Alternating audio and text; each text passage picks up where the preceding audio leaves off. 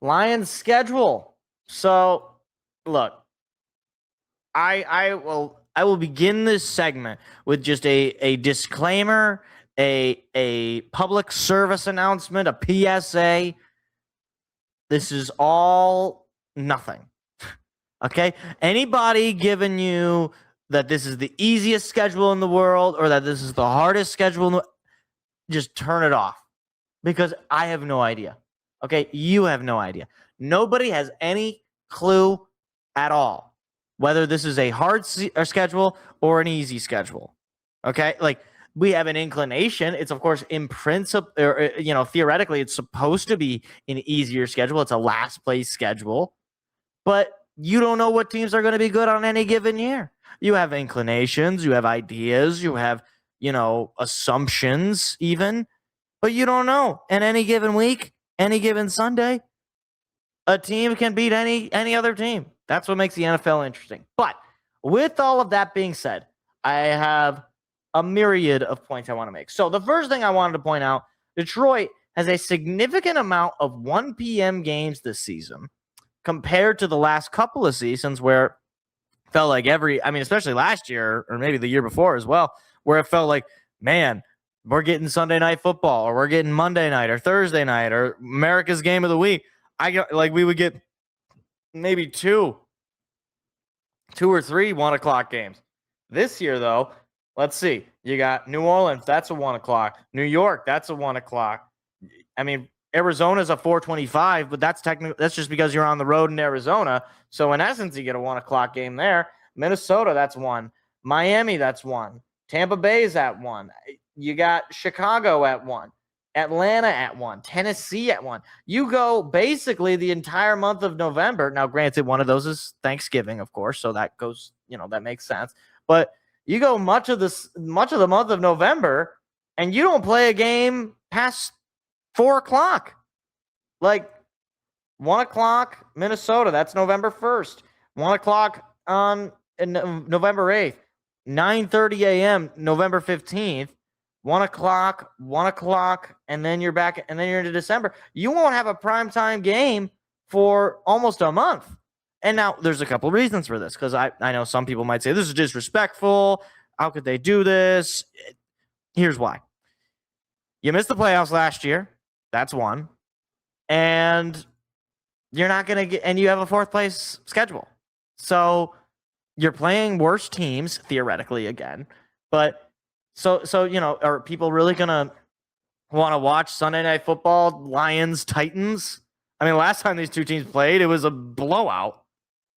last time these teams played, Lions dropped 50 points, and Jared Goff had 140 passing yards because the Titans kept giving up huge punt returns or interceptions or what have you.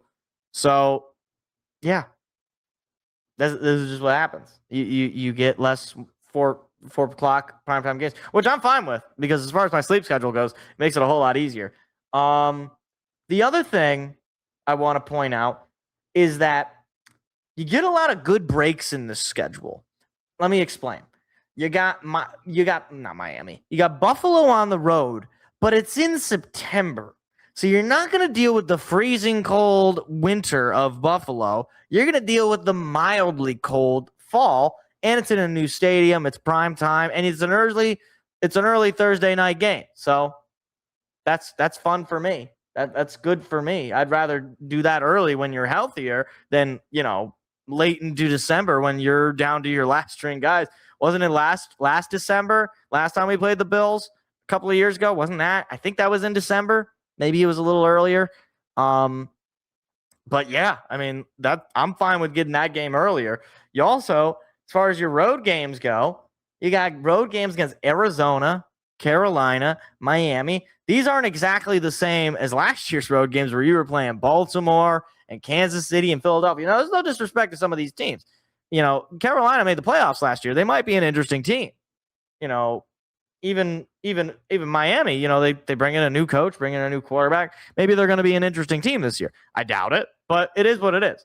The other thing I want to point out is, look, your offseason I think a lot of people have a very how shall I put this graciously? Uh angry angry feeling towards your offseason. Here's what I'll say about this. You got better on offensive line. You just did. You bring in an actual center in Cade Mays. You steal him from a team that you're playing this year, so that's always a good thing to steal a good player from a team you're going to be playing. You like that. Then you grab some depth guys in your defense. Take that for sure. The McCreary out of LA.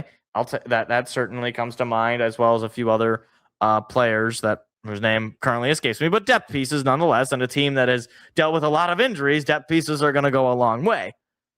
And I think a draft that went really well, adding that offensive tackle, adding that edge rusher in the second round, that people have been talking about for a very long time.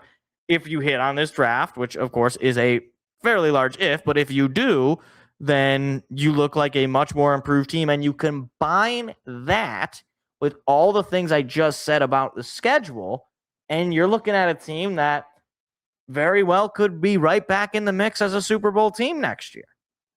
I mean, again, people act like last year the Lions went 3-13 or 3-14. I forget that there's the 17 games.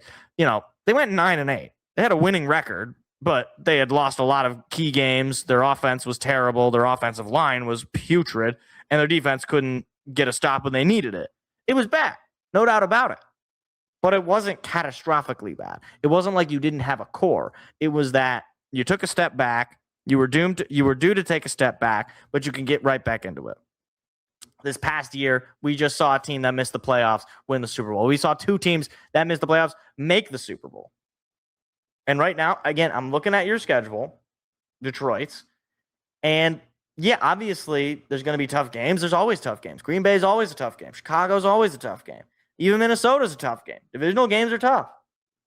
Outside of your divisional games, there's a lot of games that obviously, as of May the 19th, 2026, feel like games that you should be able to handle pretty easily. New Orleans to start the season should be a pretty easy win. It should be. Tyler Shuck is an interesting case, but it should be. Carolina and Arizona on the road going to your week 6 bye should be a couple of good games to get to your bye and feel good about your chances. Now, again, things change. Schedules appear easy, but they actually might not be that easy. It is what it is. I came away from the schedule release feeling pretty good. I mean, the only thing that you could say that isn't as good is 3 out of your final 4 games are on the road and divisional. And a couple of those are also, or at least one of them, a couple of those are primetime games, but yeah, I have some decently high hopes for Detroit next year. I really think that they will bounce back. I think they did what at least I wanted them to do. Now, will it necessarily play out? Did they do not enough? That's a different discussion. But they acknowledged the problems they had, namely offensive line and defensive line. Let's see if they can bounce back. Hey, YouTube, if you like clips like that, hit the like, hit the subscribe button. We've got live shows every Tuesday night. Hope to see you there.